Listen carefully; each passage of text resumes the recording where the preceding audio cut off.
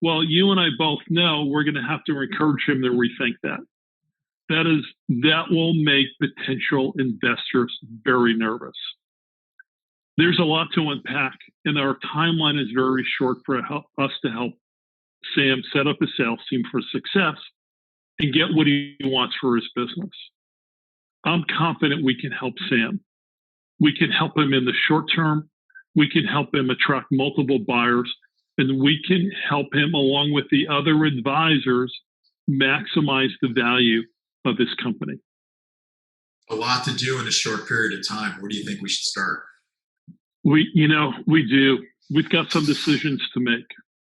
As you know, a typical engagement takes 9 months to build before you start seeing the real results.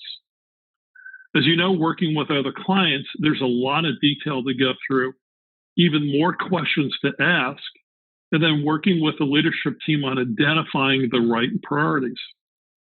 We typically start by understanding the company strategies, where their pain points are, working side by side with the leadership team on building out the process and implementing the tools, and even making sure they have the right sales team to allow them to succeed. I agree with you, but we might not have enough time to show the impact that's required at this point. Dan, you're right. So how about we do this? How about we step back and review the areas we help business owners when we have the right amount of time?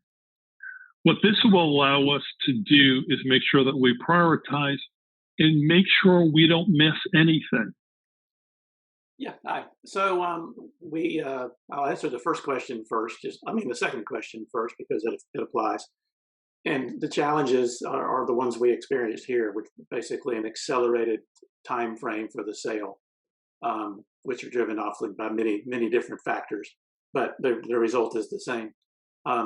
And the recommendations that we had is somebody briefly touched on it, but we felt like even though, notwithstanding that the sales structure does need help, and they do need training, they do need to maximize CRM, all these things, that and I believe it was 9 months, maybe it was 6, whatever the time frame was, we felt like it was time for the trusted advisor and whoever drew the short straw for that or was in the position for that needs to have a frank conversation with Sam about the realities of having meaningful and material impacts in that kind of time frame. So basically the trade-off on valuing the business, selling the business and at what value over that time frame. So it's just one of those difficult conversations that, that's what we get paid to do. Prioritize using a matrix because you're not going to be able to fix everything. However, you can show a plan on how you're on a road to fixing everything. And part of that is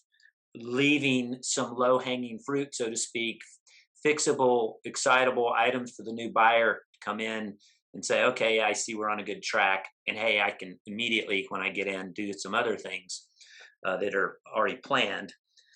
And so that with that next rolls into the next question was, there's that conversation that you just mentioned there, Tom, but taking it another step further, having that XPX type team in place to hold their hand, the seller's hand, and make sure that seller is getting out of the business.